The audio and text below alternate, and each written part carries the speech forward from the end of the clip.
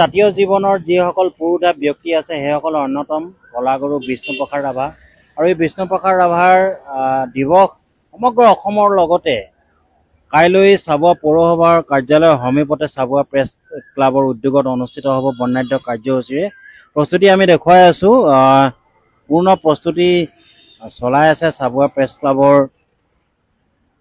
বিষয়ববীয়াসকলে।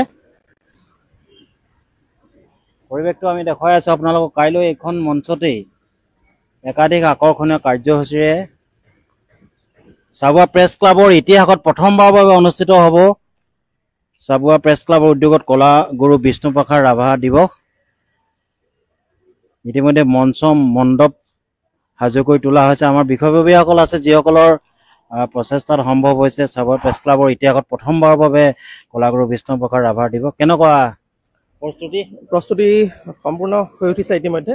অহা কালিলৈ দিনজোৰা কাৰ্যসূচীৰে সৈনিক শিল্পী কলাগুৰু বিষ্ণুপ্ৰসাদ ৰাভাৰ দিৱস আমি পোনপ্ৰথমবাৰৰ বাবে চাবুৱা প্ৰেছ ক্লাবে অনুষ্ঠিত কৰিবলৈ লৈছে। সকলো ৰাইজক আমি আহ্বান জনাইছোঁ, কাইলৈ যিহেতু দিনজোৰা কাৰ্যসূচীৰে চাবুৱা পৌৰসভাৰ কাৰ্যালয়ৰ সমীপত কলাগুৰু বিষ্ণুপ্ৰসাদ ৰাভা দিৱস অনুষ্ঠিত কৰিবলৈ লৈছোঁ, সকলোৱে আহি আমাক সহায় সহযোগিতা আগবঢ়াব আৰু আপোনালোকৰ সুদিহা পৰামৰ্শই আমাক আগন্তুক দিনত এনেধৰণৰ কাৰ্যসূচী অনুষ্ঠিত কৰিবলৈ উৎসাহ আৰু উদ্দীপনা যোগাব। ধন্যবাদ। হয়, আমি পোনপটীয়াকৈ পুনৰ যাব বিচাৰিম মঞ্চলৈ। ইতিমধ্যে মঞ্চত আমাৰ চাবুৱা প্ৰেছ ক্লাবৰ সদস্যসকলে মঞ্চৰ প্ৰস্তুতি নিৰীক্ষণ কৰি থকা আমি দেখিবলৈ পাইছোঁ। চাবুৱা প্ৰেছ ক্লাবৰ ইতিহাসত প্ৰথমবাৰৰ বাবে অনুষ্ঠিত হ'ব কলাগুৰু বিষ্ণুপ্ৰসাদ ৰাভাৰ দিৱস। অসমৰ জাতীয় জীৱনৰ অন্যতম পুৰুষা ব্যক্তিগৰাকীক স্মৰণ কৰা হ'ব। বেদু আমাৰ অসমীয়া জাতীয় জীৱনৰ এগৰাকী মহান শিল্পী কলাগুৰু বিষ্ণুপ্ৰসাদ ৰাভাদেৱৰ আমি যি তিথি, সেই তিথি আমি পালন কৰাৰ বাবে প্ৰথমবাৰ চাবুৱা প্ৰেছ ক্লাবে হাতত লৈছোঁ আৰু আমাৰ চাবুৱা বৃহত্তৰ চাবুৱা অঞ্চলটোত বিভিন্ন স্থানত এইদৰে ৰাভা দিৱস উদযাপন হৈছে আৰু আমাৰ চাবুৱাৰ যিখন মূল পৌৰসভাৰ প্ৰাংগণত আমি এদিনীয়া কাৰ্যসূচীৰে অহা কাইলৈ 20 জুন তাৰিখে আমি এই কাৰ্যসূচী হাতত লৈছোঁ এদিনীয়া। আৰু বিশেষকৈ আমি প্ৰতিযোগিতা আৰু প্ৰতিযোগীৰ ওপৰত ছাত্ৰ ছাত্ৰীসকলৰ বৌদ্ধিক আৰু সাংস্কৃতিক বিকাশৰ উদ্দেশ্য আগত ৰাখি চাবুৱা প্ৰেছ ক্লাবে এই কাৰ্যসূচী হাতত লৈছোঁ। গতিকে আমি তিনিটা প্ৰতিযোগিতাই ৰাখিছোঁ, যিকেইটা আমি সুকলমে অনুষ্ঠিত কৰিব পাৰোঁ। বিষ্ণু ৰাভা সংগীত, জ্যোতি সংগীতকে অন্যান্য কৰি সাংস্কৃতিক যিবিলাক নৃত্য বা অন্যান্য তেনেকুৱা ধৰণৰ চিত্ৰাংকন প্ৰতিযোগিতা, এইবিলাক আমি হাতত লৈছোঁ আৰু প্ৰতিটো প্ৰতিযোগিতাৰে আমি দুটাকৈ শাখা, ক শাখা আৰু খ শাখা দুয়োটাতে অনুষ্ঠিত কৰা হ'ব। 13 বছৰ ঊৰ্ধৰ যিসকল ছাত্ৰ ছাত্ৰী থাকিব তেওঁলোক খ শাখাত তেওঁলোকে অংশগ্ৰহণ কৰিব পাৰিব। গতিকে সমূহ ছাত্ৰ ছাত্ৰীক আমি এই প্ৰতিযোগিতাসমূহত অংশগ্ৰহণ কৰাৰ লগতে আমি এই ৰাভা দিৱসৰ যোগেদি দুগৰাকী চাবুৱাৰ সক্ৰিয় সাংস্কৃতিক কৰ্মীক আমি সম্বৰ্ধনা জ্ঞাপন কৰিবলৈ এক কাৰ্যসূচী হাতত লৈছোঁ।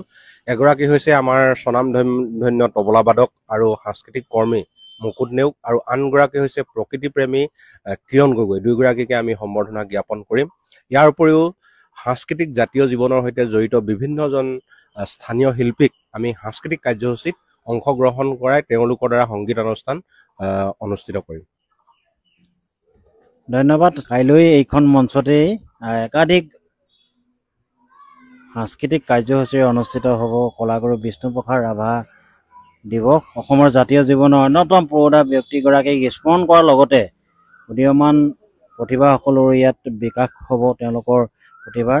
সভাপতি আছে আমাৰ দুআষাৰ ক'ব। চাবুৱা প্ৰেছ ক্লাবৰ সভাপতিত্ব কৰি তেওঁ চাবুৱা প্ৰেছ ক্লাবক যথেষ্ট আগবঢ়াই নিছে।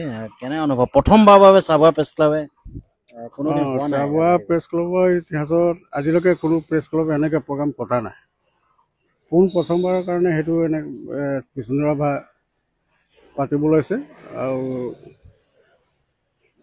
ৰাইজৰ সহযোগ কৰিছে ৰাইজে আৰু অহাকালি যিমান প্ৰতিযোগিতা আছে তাত আমাৰ প্ৰতিযোগীসকলে অংশগ্ৰহণ কৰিব আৰু ভালকৈ অনুষ্ঠিত হ'ব বুলি আমি আশা কৰিছোঁ। হয় ৰণদীপো, আমি দেখিছোঁ প্ৰায় প্ৰস্তুতি যেতিয়াৰ পৰা আৰম্ভ হৈছে তেতিয়াৰ পৰা সফল সমাপনত লাগি আছে। কেনে অনুভৱ? প্ৰথমবাৰৰ বাবে চাবুৱা প্ৰেছ ক্লাবে মহান কাৰ্য কৰিব লৈছে বুলি ক'লেও অত্যুক্তি কৰা নহ'ব। চাবুৱা প্ৰেছ ক্লাবে পোনপ্ৰথমবাৰৰ কাৰণে আয়োজন কৰিছে আৰু চাবুৱাবাসী ৰাইজক অনুৰোধ জনাইছোঁ যাতে প্ৰগ্ৰেমলৈ সকলোৱে আহিব বুলি আশা থাকে। হয়, আমি দেখুৱালোঁ আপোনালোকক সকলো যিসকল প্ৰতিভাৱান প্ৰতিযোগী আছে সেইসকলো আহিব ইয়ালৈ বিষ্ণু ৰাভা দিৱসত অংশগ্ৰহণ কৰিব আৰু সমূহ সংস্কৃতিপ্ৰেমী ৰাইজক চাবুৱা প্ৰেছ ক্লাব অনুৰোধ জনাইছে যে চাবুৱা প্ৰেছ ক্লাবৰ চাবুৱা প্ৰেছ ক্লাবৰ ইতিহাসত প্ৰথমবাৰলৈ অনুষ্ঠিত কলাগুৰু বিষ্ণু ৰাভা দিৱসৰ সফল সমাপনত যেন সকলোৱে সহায় কৰে। আপুনিও সুন্দৰ পৰিৱেশত হোটেলত এসাঁজ খাব বিচাৰে নেকি? সম্পূৰ্ণ থলুৱা খাদ্য সম্ভাৰেৰে আপুনিও যদি পৰিয়ালৰ লগত এসাঁজ খাব বিচাৰে তেনেহলে আপুনি আহিব পাৰে কাজিখোৱাৰ বাইপাছত থকা নীলগ্ৰেভ হোটেললৈ। থলুৱা শাক-পাচলি আৰু পুখুৰীৰ সতেজ থলুৱা মাছৰ আঞ্জাৰ লগতে নিচা ফাৰ্মৰ থলুৱা হাঁহ, কুকুৰা, গাহৰি আদিৰ মাংসৰে ৰাইজলৈ আগবঢ়াইছে থলুৱা খাদ্যৰ বিশেষ সুবিধা। যোগাযোগ 9707481939। চাবুৱাবাসীৰ বাবে সুখবৰ। চাবুৱা জেবি ট্ৰেডাৰ্ছত চলি আছে বাম্পাৰ অফাৰ। আপুনি নতুনকৈ ঘৰ সাজিম বুলি ভাবি আছে নেকি? তেনেহলে এতিয়া আৰু চিন্তা নাই। আপোনাৰ ঘৰখন সুন্দৰকৈ অতি কম খৰচত সজাই দিবলৈ দায়িত্ব ল'ব চাবুৱা জেবি ট্ৰেডাৰ্ছে। এতিয়াৰ পৰা উজনি অসমৰ ভিতৰতে অতি কম খৰচত জেবি ট্ৰেডাৰ্ছত উপলব্ধ অত্যাধুনিক ডিজাইনৰ tiles, sanitary fitting, PVC fitting, wall fitting tiles, granite basin ইত্যাদি। ডিব্ৰুগড় দিশৰ পৰা আহিলে চাবুৱা মেছ তিনিআলি পাৰ কৰি পেট্ৰল পাম্প নাপাওঁতে আৰু তিনিচুকীয়া দিশৰ পৰা আহিলে পেট্ৰল পাম্প পাৰ কৰি পাব চাবুৱা জেবি ট্ৰেডাৰ্ছ। আপুনি যদি ঘৰ সাজিম বুলি ভাবি আছে তেন্তে আজি যোগাযোগ কৰক 8812073757 নম্বৰ। ৰোগীসকলৰ বাবে ভাল খবৰ।